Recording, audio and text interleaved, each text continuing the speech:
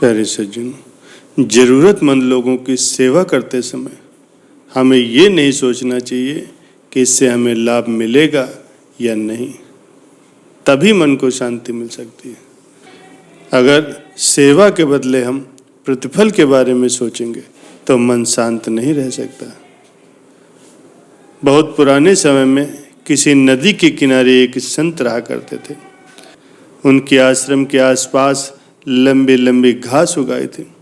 संत उस घास से टोकरी बनाने की कला जानते थे। एक दिन संत ने आश्रम की सफाई की और उस घास से एक टोकरी बना दी। संत को घास से टोकरी बनाना बहुत अच्छा लगता था। टोकरी बनाने के बाद संत ने सोचा कि इस टोकरी की मुझे कोई ज़रूरत नहीं है, इसे नदी में बहा देता हूँ, किसी ज़रूरतमंद के काम आ जाएगी। संत ने टोकरी को नदी में बहा दिया। अगले दिन संत ने फिर एक टोकरी बनाई और नदी में बहा दी। इस काम से उनका समय कट जाता था, इसीलिए काफ़ी दिनों से वे ये काम करते आ रहे थे। संत रोज एक टोकरी बनाते और नदी में बहा देते। सेवा के भाव से किए गए इस काम से संत को बड़ी शांति मिलती थी। एक दिन संत ने सोचा कि मैं व्यर्थ ही ये काम कर रहा हूँ, घास की टोकरी बना करके नदी में बहा देता हूँ, इससे किसी को लाभ नहीं मिलता है। अगर मैं ये टोकरियाँ किसी को दे देता तो वो किसी के काम आ सकती थी। ये बात सोच करके संत ने अगले दिन से घास की टोकरियाँ बनाना बंद कर दिया। कुछ दिन के बाद संत जी नदी के किनारे टहलने के लिए निकले। आगे जाकर के उन्होंने देखा कि एक वृद्ध महिला नदी के किनारे बैठी थी। वह बहुत ही दुखी दिखाई दे रही थी। संत ने महिला के दुख का कारण पूछा तो उसने बताया कि मेरा इस दुनिया में कोई नहीं, मैं अकेली हूँ।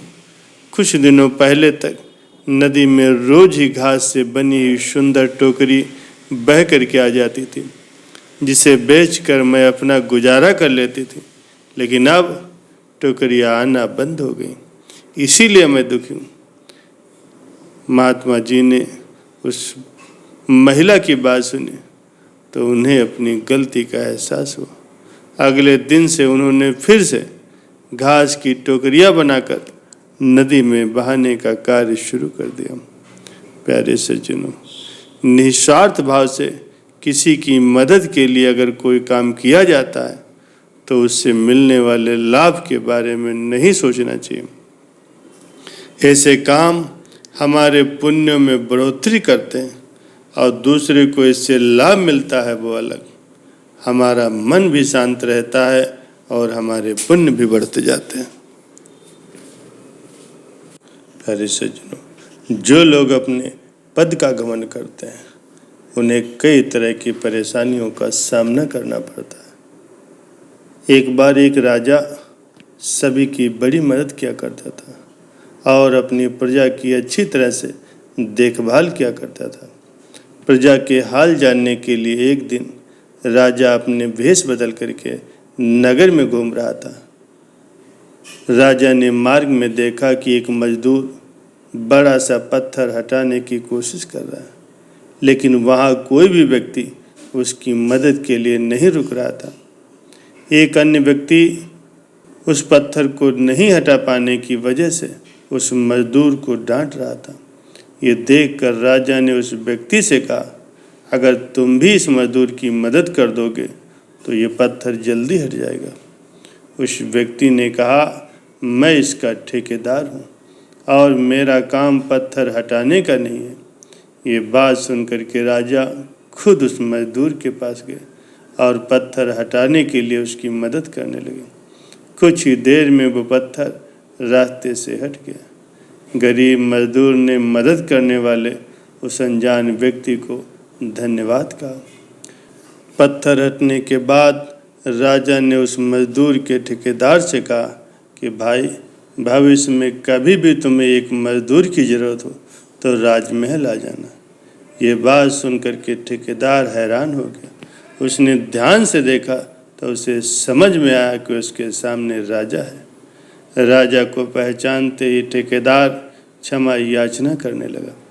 राजा ने उससे कहा कि दूसरों की मदद करना ही मानवता है। अगर हम अपने पद का घमंड करेंगे तो हमें कभी भी मान सम्मान नहीं मिलेगा।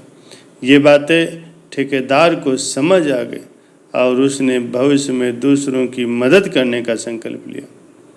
प्यारे सज्जनों, इस सत्संग से हमें यही सीख मिलती है कि ज़रूरतमंद लोगों की अपने सामर्थ्य के अनुसार मदद करें और बदले में किसी भी प्रकार के फल की इच्छा न करें। दूसरों की मदद करने वाले लोगों को घर परिवार और समाज में मान सम्मान स्वतः ही मिल जाता है।